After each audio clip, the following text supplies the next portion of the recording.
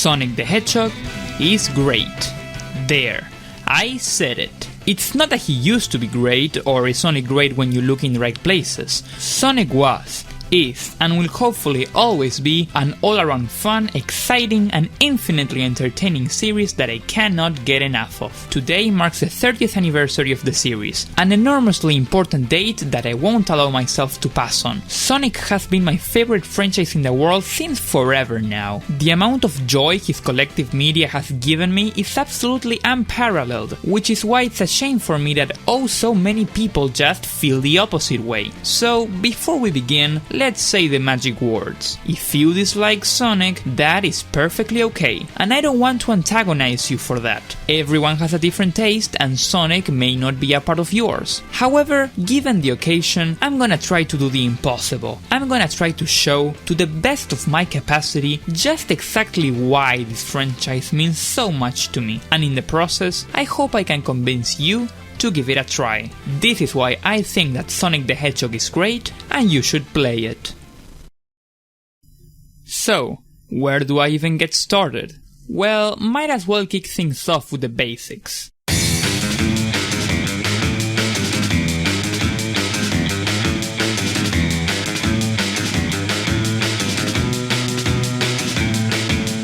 Sonic is cool. The spiral head with long spikes, the snarky smile, the stylish shoes, and the striking pose, Sonic's design tells you instantly what you're getting into. And from such a strong basis comes a character unlike anything seen before, and arguably even after. Sonic is fast, and he knows that. He knows he has this incredible gift and embraces it. Every time he does something awesome like a cool trick in the air, an escape from a particularly dangerous situation, or just a simple act of clearing a stage, that is enough of a reason to look into the player's eyes and tell them that that was awesome. If you go with the flow and try to play by his book, you'll be greeted with all sorts of jingles, marks, and remarks, showing just how amazing you are. And standing still will make Sonic impatient, asking you to stop ruining the fun and play the game. Sonic is cool, but you should feel cool too. You should feel all the wonder that comes from being Sonic, and the high speeds, the popping, vibrant colors, the memorable designs, and the energetic soundtrack all work to deliver that. As a result, Sonic as a whole feels honest, since it never wants you to stop experiencing its own world to its fullest, with all the special quirks that it comes with. And aside from any context in which the games came out, I think that's a very commendable thing to do. This distinct tone is arguably also the foundation to the characters and the world they live in. Sonic is a hero. He wants to save all living things from being roboticized or killed, and will put his life at risk to save the day. However, for him this isn't something serious. It is no sacrifice, because he's just having fun. When he beats his arch-nemesis Eggman, he completely humiliates him, not sleeping on a chance to show how much better he is. He makes all those poses for a reason. He believes he's cool. He sees himself as someone worth admiring. Sonic has a lot of that egotistical charm. It's part of the reason people find him so lovable as a character. But the thing is, having a character be that cocky can result in people disliking him as well. And having him be as cool as he is can feel inauthentic. But the truth is that there is a lot more than what can be seen on the surface. In reality, the franchise can offer things that show a subversion of these ideas in many ways. Let's go over a few. When Sonic meets Tails, he doesn't toss him away because he isn't cool enough for him. Sonic sees his innocence and childlike attitude and appreciates it, treating him as an equal and friend despite how different they both are. Shadow was introduced as an antithesis to Sonic, someone who could go toe-to-toe with him and enjoy just as many bragging rights, instantly clashing with Sonic and turning into his rival. Despite that, Sonic ultimately shows an appreciation for his actions and respects him as an ally and hero after his unfortunate sacrifice. Sometimes Sonic just has it really bad, and yet he keeps fighting till the end no matter how painful it may be, simply because it's the right thing to do. What I'm trying to say is that Sonic may be cool, he may be snarky, but that's not where the nuance of his character ends. When Sonic is at his best, he can be cocky and make one-liners, but he can also show compassion and care for others, which makes him somewhat of a role model. Sonic might not be the most complex character ever written, but he can be someone to look up to. I know I do. Beyond the stylish covers and the goofy jokes, there can be a heck of a lot of substance in him.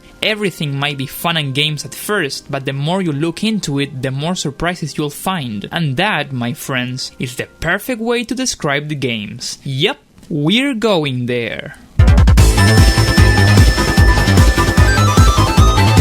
So what is Sonic from the eyes of an outsider? It's your typical platforming character that has the special ability of going fast. And you know, that isn't incorrect. But if you ask me, which I guess at this point you do, I think Sonic, even at his core, is 10 times more than that. Who may come into his games expecting Mario but fast, will find the most mind-blowingly impressive game of physics found in a platformer. Sonic can gain speed by falling down slopes, and lose it when going up. If Sonic builds enough speed, he can curl into a ball and jump around the stage like he was the ball in a pinball machine. You can keep your speed by avoiding enemy obstacles, and even use it to walk on walls and ceilings, which at the same time can be jumped from in order to reach multiple areas. Most games ask you to jump in order to reach high areas. Sonic says no, curls into a ball, and uses the momentum of the slope to reach those areas. This is Sonic. This is what defines him, and it is fun. Such a complex set of moves has launched Sonic into something not necessarily above, but apart from everything else. What could have been a small twist in a simple formula turned into almost a whole formula in and of itself. The world loved it, critics loved it, and I loved it. But is that how it really started? That's how the franchise began, of course, but is that how my love for it started? No, not really. It isn't a secret anymore that this principle of physics and momentum is not present in most Sonic games. Sonic the Hedgehog 3 and Knuckles was the last Sonic game on home consoles to really take advantage of this principle before Sonic Mania, which came out a whopping 23 years later. For a while now, Sonic's been known for his speed, but just his speed, and not the incredible physics that came with it. And I get it, not everyone liked it. It's not exactly following the essence of the series, but I was born in 2004. I didn't really get into Sonic until many years later. I was born in an era of Sonic that was objectively different from what came before. An era that divided many fans and in many ways damaged the series' long-term reputation. So I could make a case myself about how I'm letting my nostalgia toy with my thoughts on it, or I could simply admit that, at the end of the day, it doesn't matter.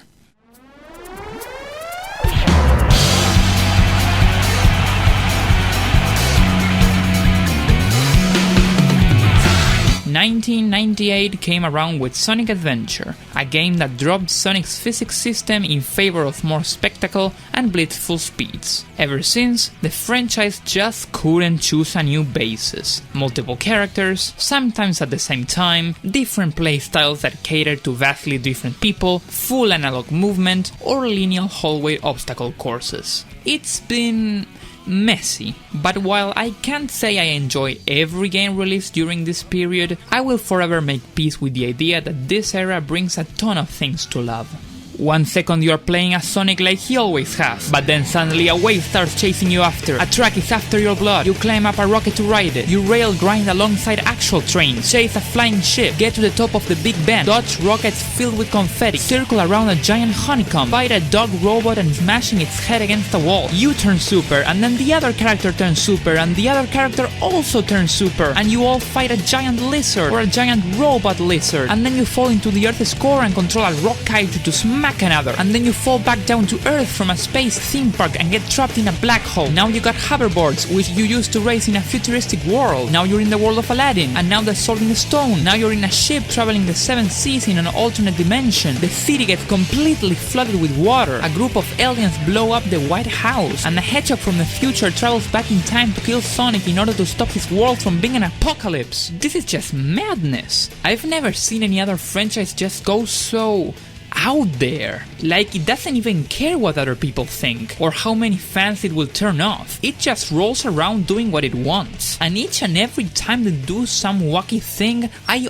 always find something to enjoy. Sonic Adventure is just a lot of fun, immensely creative and intricately designed stages with different characters that ask various different things out of you. Its sequel is also really entertaining. It has even more of that cool, snarky game design that makes you feel cool and borrows many things from the first game. Both have treasure hunting and mech shooting, and I enjoy those, even if they're not Sonic-y. Heroes and Sonic 06 are not up my alley, but they've got some ideas, right? One has really varied use of characters, switching from 3 at any time to work with different parts of the level, and the other is just this juggernaut of a game that has everything, every character, every setting, and every ability. Sonic Advance brought the speedy spectacle to the 2D space, and the Rush series added a boost meter for you to go faster, and I like them. I really enjoy going fast, regardless of it is momentum based or not. Sonic Unleashed then brought the boost to 3D, creating much more linear and refined stages, which gave a new flavor to the series and were used in many games afterwards, as well as creating a slower paced character that focuses on combat, one that is really well designed actually. Sonic and the Black Knight took the hallway system and made a cheeky sword fighting game out of it. Shadow decided to bring in some third-person shooter elements and created a whole system of diverse weapons. Colors then had its own set of power-ups in the form of wisps that spiced up the game a lot. Generations mashed together the boost formula with a reimagined classic Sonic style. Lost World experimented with parkour and gravity. Forces had a whole character creator with customizable powers. There are car racing games, there are wacky car racing games, there are fighting games, there is an actual Mario Party style game, and a whole series of sports titles alongside Mario himself.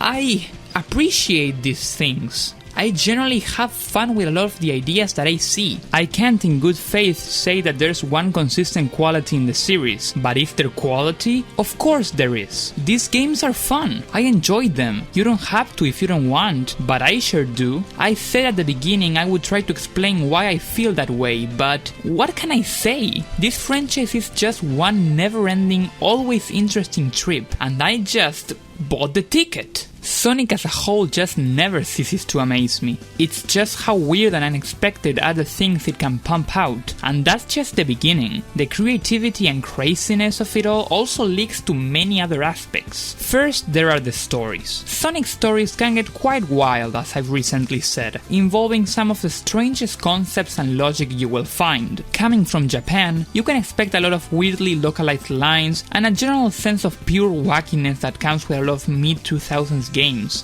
But sometimes, just sometimes, stars will align to produce something truly special. Again, let's go through some examples. Take Gamma's story, a robot who sees the mistreatment of his brothers by his own creator and decides to rebel against him, eventually coming to the same demise as every machine made in his cruel world in an attempt to make a difference. After Tails meets Sonic, he never strays too far away from him, seeing him as a protective figure, one who he relies on in order to feel more safe, not just from danger but also personal insecurities. However, he eventually realizes he must stand up for himself if he ever wants to grow as a person. Chip started out as a light-hearted creature with a love for a lot of things in the world, who eventually discovers his fate as a protector to the world who must literally sleep out of it for millions of years and has to come with terms with his reality, but also appreciates his adventure with Sonic as it allowed him to experience all those things he missed out on for so long.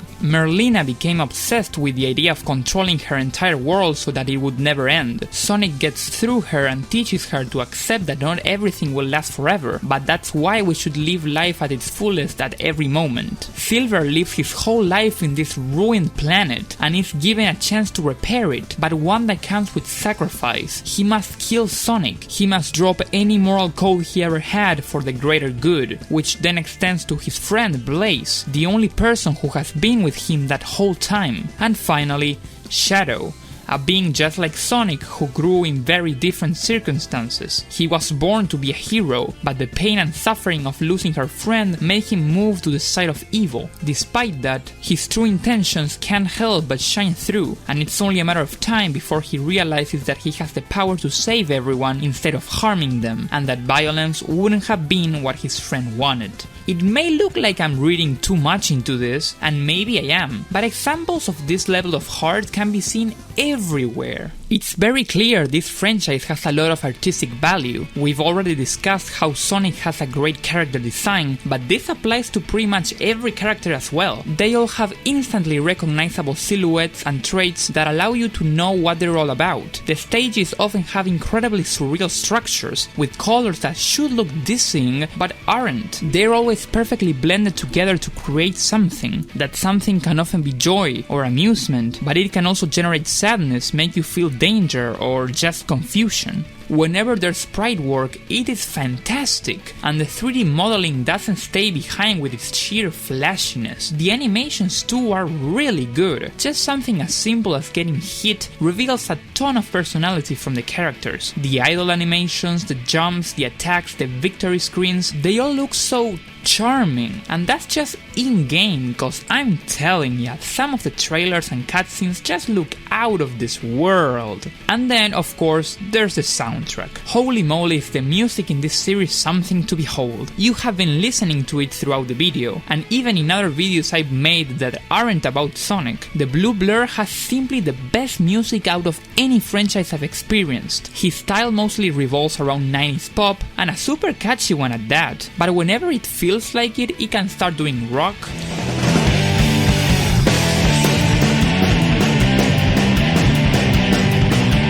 orchestra,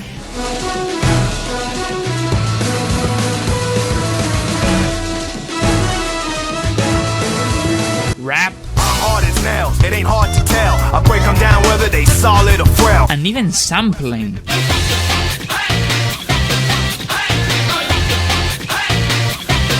And it always sounds great. Where I'm going here is that if this franchise wasn't as messy in its principles as it was, I would probably not find as many things to gush about. Sonic's done it all, and when you do it all, there's a pretty high chance you'll do something good. But if even then you don't feel any connection with Sonic games, it doesn't have to end there. Sonic is somewhat of a multimedia franchise. His comics span decades upon decades of intricate stories, even continuing to this day. Sonic has had 6 whole TV shows. I've only seen 2 of them. One is Sonic X, an anime that borrows many plotlines from the games and has a tendency to take itself too seriously, and the other is the incredibly meta, incredibly funny Sonic Boom show. Recently there have been animations on his YouTube channel that are filled with expression. Sonic also gets a lot of appearances in stuff like the Wreck-It Ralph movies and Smash Brothers. He recently had his very own movie, which was generally well received, and it's going to get another one pretty soon. There is just so much Sonic to love out there, so much stuff about Sonic that you can dip your toes into.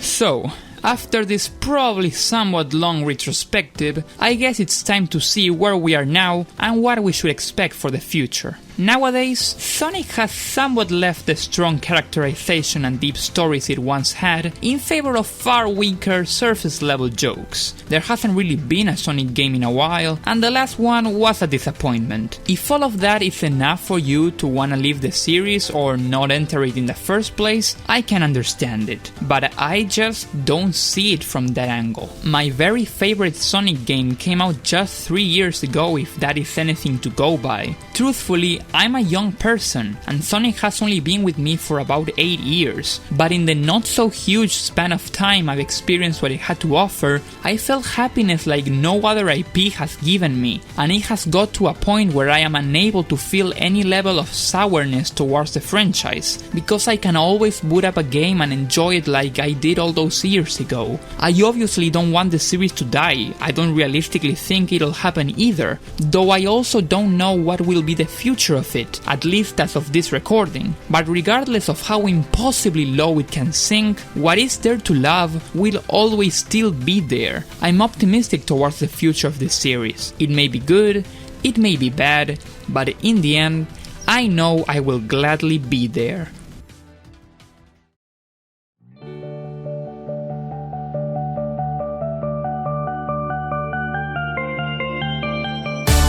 At the end of the day, this video has been a bit of an excuse. It's the birthday of my beloved franchise and I wanted to talk about it. I acknowledge how hard it is to get into when you aren't a child, and I respect that, which is why you don't have to love it. But that's why the title of this video says you should play it. I want you to give this series a chance. I've been discovering plenty of franchises as of late that I fell in love with, and I want the same thing to happen with the franchise I love the most. Most Sonic games are cheaply available on Steam, but if you lack the good PC or want to play unreleased games, I won't blame you for using emulation. I'm not gonna tell you to play the game so you know how right I am, because maybe you end up not liking them after all, but I do want you to play them and see how good they are for you. Allow yourself to discover the series and judge it. Maybe your prejudgment of this series will be unchanged, but maybe, just maybe, you'll find something to love out of it. The fact that I did has made me happy, and I hope that is enough for you to give it a try.